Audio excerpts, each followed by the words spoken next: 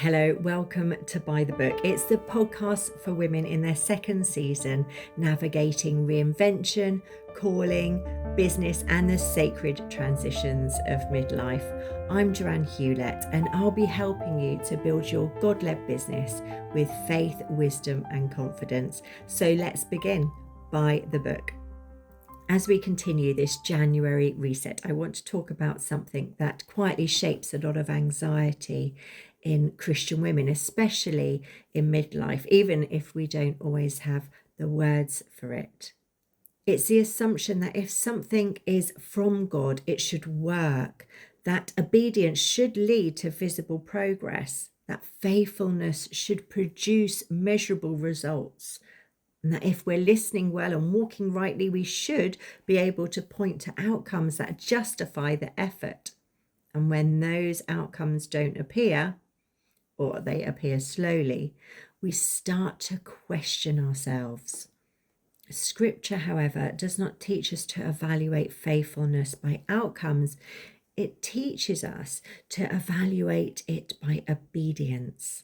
Now that distinction, it becomes especially important in our second season, because by now you've lived long enough to know that doing the right thing does not always lead to immediate reward. And yet Scripture never withdraws God's approval from faithful obedience, simply because outcomes were unclear. One of the most stabilising truths in the Bible is that God's commands are not outcome-based. God does not say, obey me as long as it works. He says, follow me, full stop. The weight of success, fruit, and timing always rests with him, never with us. This is why Scripture consistently separates obedience from results. Think about Abraham. He obeyed God long before he saw anything fulfilled. And think about Moses. He obeyed God even when the people misunderstood, they resisted and complained. And also think about the prophets. They were faithful, obedient, and often ignored. None of them were evaluated by outcomes. They were evaluated by faithfulness. Hebrews 11 is often misunderstood because we remember the victories and forget the pattern. Yes, some received what was promised, but the chapter also tells us plainly that others, they did not, and they were still commended, not for achievement or for success, but for their faith. That alone diminishes the idea that obedience must be justified by results. This truth is particularly freeing in midlife because at this stage, many women carry a quiet pressure to make something of what's left, to ensure that effort is worth it, that wisdom is used, and that nothing is wasted. But Scripture, it never asks you to guarantee outcomes. It asks you to walk faithfully in the season that you're in. There is a form of Christianity, it's often subtle, that treats obedience as transactional. If I do the right thing, God will produce the right result. But Scripture does not present God as a vending machine. It presents him, the creator of the universe, as sovereign, which means obedience is not leverage, it is trust.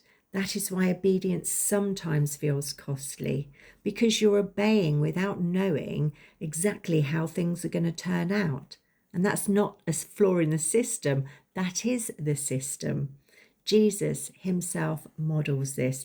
He obeys the Father completely.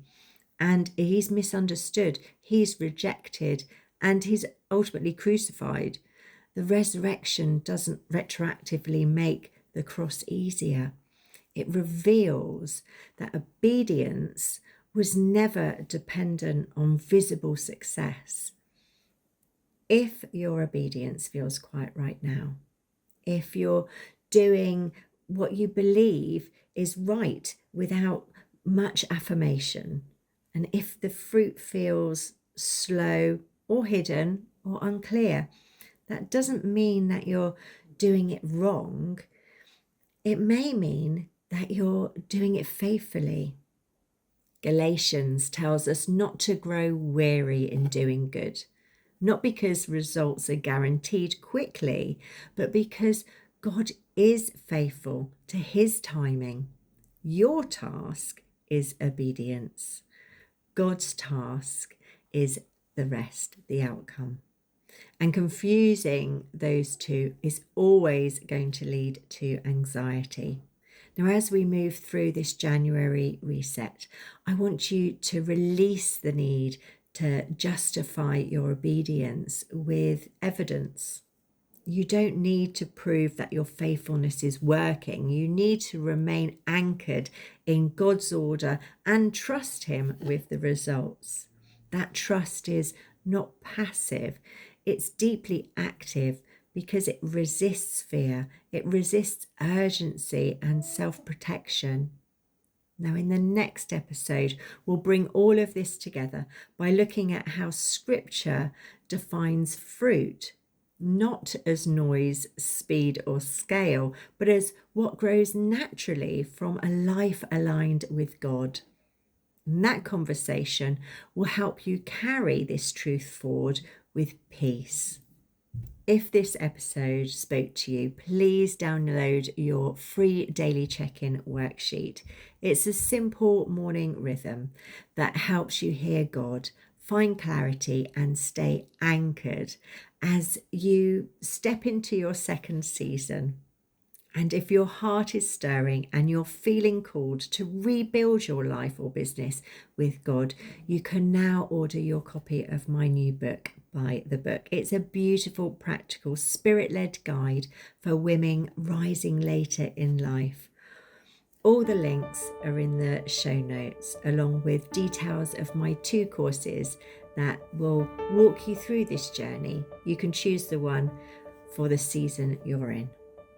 Until next time, go faithfully, go boldly, and go by the book.